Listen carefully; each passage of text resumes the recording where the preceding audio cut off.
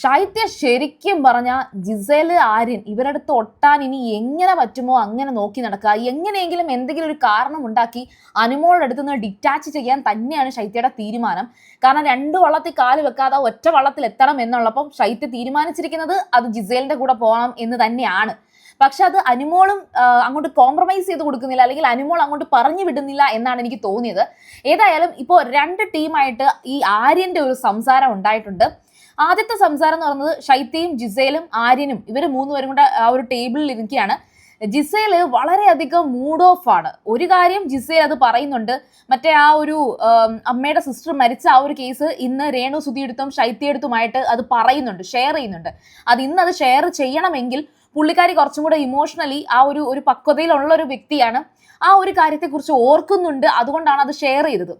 അല്ലാതെ ഒരു emotional ഡ്രാമയൊന്നും Gizele create ചെയ്തിട്ടില്ല. പകരം ആ ഒരു കാര്യം ഒന്ന് ഷെയർ ചെയ്യുന്നുണ്ട്. അപ്പോൾ പുള്ളിക്കാരി ഇന്നത്തെ ദിവസം അത് ഓർത്തിട്ടുണ്ട്. അപ്പൊ ആ ഒരു വിഷമം ഉള്ളിൽ കാണുമായിരിക്കും. അതൊന്നാമത്തെ കാര്യം.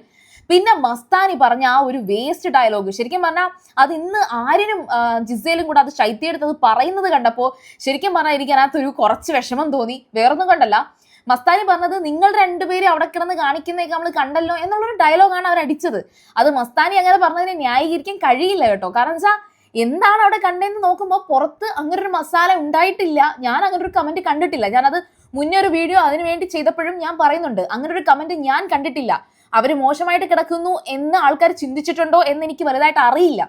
പക്ഷെ ഇത് ആര്യനും ജിസേലിനും കുറച്ച് നാണക്കേട് ഉണ്ടാക്കിയിട്ടുണ്ട്. കാരണം ആര്യൻ എക്സ്പ്ലെയിൻ ചെയ്യുന്നത് തന്നെ ഇങ്ങനെയാണ്, അവിടെ പുറത്ത് ഇങ്ങനൊരു കാര്യം ഇത് വലുതായിട്ട് വന്നിട്ടുണ്ടെങ്കിൽ എല്ലാവരും ഇപ്പൊ മസ്താനി ഈ പറഞ്ഞ കാര്യം വെച്ചിട്ടാണ് വരുന്നതെങ്കിൽ ഞങ്ങൾ അവിടെ ഹൊറർ സ്റ്റോറീസ് പറയുകയായിരുന്നു, ബെഡ്ഷീറ്റിന്റെ അടിയിൽ കിടന്ന് ഞങ്ങൾ ഹൊറർ സ്റ്റോറീസ് ആണ് പറഞ്ഞത്. ഇതിനി എങ്ങനെ എക്സ്പ്ലെയിൻ ചെയ്യണം? ഇപ്പം എൻ്റെ അമ്മയുടെ അടുത്തൊക്കെ പോയിട്ട് ആൾക്കാർ ഇത് പറയുമ്പോൾ മോൻ അവിടെ അത് ആരും തന്നെ സെൽഫായിട്ട് എക്സ്പ്ലെയിൻ ചെയ്ത് കൊടുക്കുകയാണ് ജിസേലിന്റെ അടുത്തും ശൈത്യയെടുത്തും. ശൈത്യ ഇതൊന്നും മിണ്ടാതെ കേട്ടോണ്ടിരിക്കുന്നുണ്ട്. ജിസേല് ഒന്നും മിണ്ടുന്നില്ല. ജിസേല് ഭയങ്കര ഡൗൺ ആയിട്ട് എനിക്ക് ഫീൽ ചെയ്ത് കഴിഞ്ഞു. പക്ഷെ ശൈത്യയുടെ ആ ഒരു പ്രസൻസ്, അതായത് ഈ ജിസേല് ആര്യൻ അവരുടെ രണ്ടുപേരുടെയും റിലേഷനിൽ അല്ലെങ്കിൽ അവരുടെ ഫ്രണ്ട്ഷിപ്പ്, ഇതൊക്കെ ശൈത്യ വളരെ പോസിറ്റീവായിട്ട് കാണുന്നത് നമുക്ക് ആ ഒരു വ്യൂവിൽ കാണാൻ സാധിക്കും. ദെൻ അതിനുശേഷം ആര്യൻ അവിടുന്ന് ചാടി അപ്പാനിയടുത്ത് വന്നിരുന്ന് സംസാരിക്കുകയാണ്.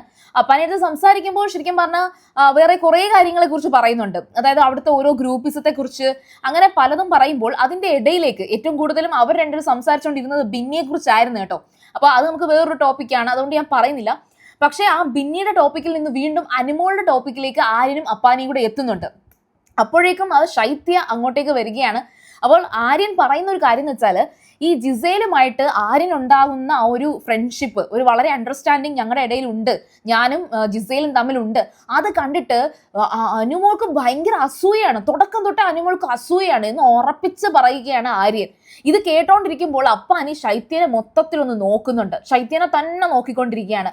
ഇത് ആര്യൻ പറയുന്ന സമയത്ത് അപ്പാനി വേറെ റിയാക്ഷൻസ് ഒന്നും ഇടുന്നില്ല, ശൈത്യനെ വെറുതെ നോക്കിക്കൊണ്ടിരിക്കുകയാണ്. കാരണം ഇത് അനുമോൾ എന്തായാലും ഇത് അറിയും, അനുമോള് ശൈത്യ എന്തായാലും പറഞ്ഞു കൊടുക്കും. അങ്ങനെ വരുമ്പോഴത്തേക്കും ശൈത്യ ഇതിനെ എങ്ങനെയാണ് കാണുന്നത്? കാരണം അനുമോളും ശൈത്യയും ചങ്കും ആണെന്നാണ് ഇപ്പോഴും അവിടെ വെപ്പ്. പക്ഷെ അതല്ല സത്യം. ശൈത്യ എല്ലായിടത്തും നിൽക്കും. ഉറപ്പായിട്ടും അനുമോളെ കുത്താനും വീഴ്ത്താനും തന്നെയാണ് ശൈത്യ നോക്കുന്നത്. അല്ലാതെ ഈ പുറമേ കാണിക്കുന്ന ശൈത്യയുടെ ആ ഒരു സ്നേഹം വെറും കള്ളമാണ്. അതിനുശേഷം പിന്നെ ശൈത്യ ഒന്നുകൂടി അങ്ങോട്ട് എടുത്തു ചോദിക്കുന്ന ഒരു കാര്യമുണ്ട്.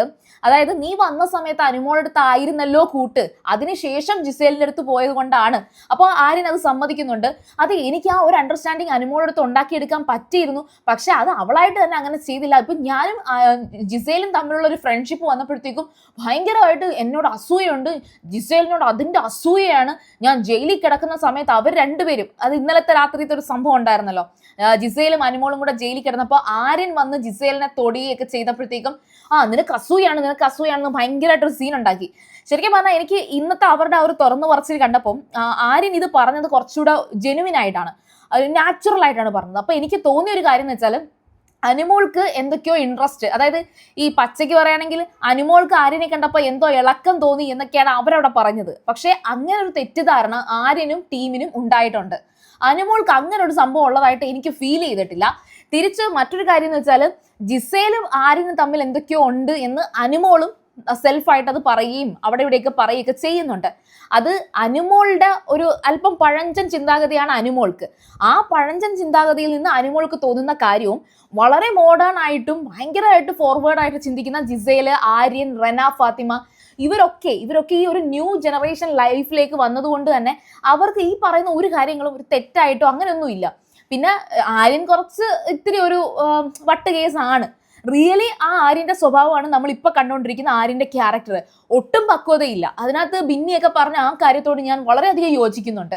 ആര്യന്റെ വയസ്സിനേക്കാൾ പക്വത ആര്യന് കുറവാണ്. പക്ഷെ സെൽഫായിട്ട് ആര്യൻ പറയുന്നത് എനിക്ക് വയസ്സിനേക്കാൾ പക്വതയുള്ളതായിട്ട് മറ്റുള്ളവർ പറയാറുണ്ട് എന്ന് പറയുന്നുണ്ട്. പക്ഷെ അത് ചുമ്മാതാണ്, അതൊരു അഭിനയമാണ്. ജിസേലും ആര്യനെ ആദ്യം വിലയിരുത്തിയത് നല്ല പക്വതയുള്ളതായിട്ടാണ്, പക്ഷെ അത് വെറുതെയാണ്. പിന്നെ ശൈത്യയുടെ ഈ ഒരു മാറ്റം അതാണ് ഏറ്റവും കൂടുതൽ ഹൈലൈറ്റ് എന്ന് പറഞ്ഞത്. അപ്പോൾ ശൈത്യയും അപ്പാനെയും ആര്യനും കൂടെ ആ സംസാരിച്ചുകൊണ്ടിരിക്കുന്നതിൻ്റെ ഇടയിലേക്ക് പിന്നെ അക്ബർ വരുന്നുണ്ട്, റെന വരുന്നുണ്ട്, നെവിൻ വരുന്നുണ്ട്, ഇവരെല്ലാവരും വരുന്നുണ്ട്. അപ്പോഴത്തേക്ക് എല്ലാവരും കൂടെ ഭയങ്കര ബഹളമൊക്കെ വെച്ച് ഈ നെവിനായിട്ടുള്ള ക്യാപ്റ്റൻ ഇവരെയൊക്കെ പല ഗ്രൂപ്പിൽ തിരിച്ചിട്ടുണ്ടല്ലോ. അപ്പൊ ആ ഒരു സീൻ അവിടെ നടക്കുന്നുണ്ട്. അതായത് ഇനി അങ്ങോട്ട് ശൈത്യയുടെ വാലിൽ തുമ്പി, അതായത് മീൻസ് ശൈത്യ ഇപ്പൊ ചുരിദാറല്ലേ ഇരുന്നത്, അപ്പം സാരി ഇല്ലാത്തതുകൊണ്ട് സാരി തുമ്പി പിടിക്കില്ല, ചുരിദാറിന്റെ ഷോളിൽ പിടിക്കും എന്നൊക്കെ പറഞ്ഞിട്ട് ശൈത്യനെ അവിടെ ഭയങ്കരമായിട്ടും ഒരു ഹുറേ വിളിയൊക്കെ അവിടെ നടക്കുന്നുണ്ട്. ഇത് അനുമോൾ കേൾക്കാൻ വേണ്ടിയിട്ടാണ്. ശരിക്കും പറഞ്ഞാൽ അനുമോളിന്റെ കോണ്ടന്റ് ഒക്കെ ഇപ്പൊ കട്ടാണ്. കാരണം എന്ന് വെച്ചാൽ അനുമോള് ഇനി വേദലക്ഷ്മിയായിട്ട് അടിയുണ്ടാക്കി വല്ലതും ഒക്കെ ഉണ്ടാക്കുവാണെങ്കിൽ അനുമോൾക്ക് ഇനി കോണ്ടന്റ് ഉള്ളൂ. അനുമോൾ എന്ന് പറയുന്ന ഒരു കോണ്ടന്റ് ഇവിടെ നടന്നുകൊണ്ടിരുന്ന ആ വ്യക്തി ഇനി അങ്ങോട്ട് സൈലന്റ് ആവും. പക്ഷേ ജിസേലിനെ സംബന്ധിച്ചിടത്തോളം ജിസേൽ കുറച്ച് ദിവസം ഡൗൺ ആയിട്ടാണ് ഇപ്പൊ കാണുന്നത്. ഈ വൈൽഡ് കാർഡ് വന്നപ്പോഴത്തേക്ക് ജിസേൽ കുറച്ച് തണുത്തിട്ടുണ്ട്. പക്ഷെ വൈൽഡ് കാർഡ് വന്നപ്പോഴത്തേക്കും ഏറ്റവും ഈസി ആയിട്ട് സ്ട്രാറ്റജീസ് മാറ്റിയിട്ടുള്ള 1-2 വ്യക്തികളുണ്ട്. അതിൽ ഒരാളെന്ന് പറയുന്നത് നെവിനാണ്. ബാക്കി ബിന്നിയൊക്കെ ശരിക്കും പറഞ്ഞാൽ എഗെയിൻ നെഗറ്റീവ് ആകാനുള്ള സാധ്യതയെ കാണുന്നുള്ളൂ. പിന്നെ ഒട്ടും തന്നെ എന്ത് സംഭവിച്ചാലും തനിക്ക് പോടാ പുല്ലയാണ് ഏറ്റവും കൂടുതലും ആ ഒരു സ്ട്രെങ്ത് കാണിക്കുന്നത് ആദിലയും നൂറയാണ്.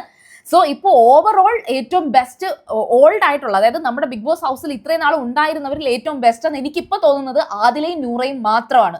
അവർ രണ്ടുപേരും ഒരാളെയും പുതുതായിട്ട് വന്നവരോ അല്ലെങ്കിൽ പഴയ ആൾക്കാരോ എന്നൊന്നും ചിന്തിക്കാതെ അവർ ശരിക്കും പറഞ്ഞാൽ ഒരു 3-4 ആഴ്ച കഴിഞ്ഞ് അവരെ തമ്മിൽ സ്പ്ലിറ്റ് ചെയ്തപ്പോഴേ അവർ ഗെയിം കളിച്ചു തുടങ്ങി, രണ്ടുപേരും കളിച്ചു തുടങ്ങി. അപ്പോൾ ഇപ്പോൾ നന്നായിട്ട് വർക്ക് ചെയ്യുന്ന അല്ലെങ്കിൽ ഒരു ഗെയിം എന്നുള്ള നിലയിലേക്ക് നിൽക്കുന്നത് ആദിലയും നൂറയുമാണ്. വന്നതിൽ ജാടയാണോ പ്രശ്നമാണോ എന്നറിയത്തില്ല. വേദലക്ഷ്മി കുറച്ച് ആറ്റിറ്റ്യൂഡൊക്കെ ഇട്ട് എല്ലാം സംസാരിക്കുന്നുണ്ട്. മസ്താനി കയ്യിൽ നിന്ന് പോകാനുള്ള സാധ്യതയുണ്ട്. പക്ഷെ മസ്താനി പിടിച്ചു നിന്നാൽ നല്ലതായിരുന്നു. പക്ഷെ റെനെ പോലെയാണ് സംസാരമൊക്കെ, നമുക്ക് ആ ടോണിൽ നമുക്ക് ഭയങ്കരമായിട്ടും ഒരു ഇറിറ്റേഷനൊക്കെ തോന്നാൻ സാധ്യതയുണ്ട്. ബട്ട് നമുക്ക് എന്തായാലും കാത്തിരുന്ന് കാണാം. അപ്പോൾ അടുത്തുള്ള ലൈവ് അപ്ഡേഷനുമായിട്ട് ഉടനെ തന്നെ വരുന്നതായിരിക്കും. സീരിയൽ ഗ്രാൻഡ് നിങ്ങൾ ആദ്യമായിട്ടാണ് കാണുന്നതെങ്കിൽ ഉറപ്പായിട്ടും ചാനൽ സബ്സ്ക്രൈബ് ചെയ്യുക. അതുപോലെ വീഡിയോ ഇഷ്ടപ്പെട്ടാൽ ലൈക്ക് ചെയ്യുക, കമന്റ് ചെയ്യുക, ഷെയർ ചെയ്യുക. അപ്പോൾ ഞാൻ പോയി വരാം. ബൈ.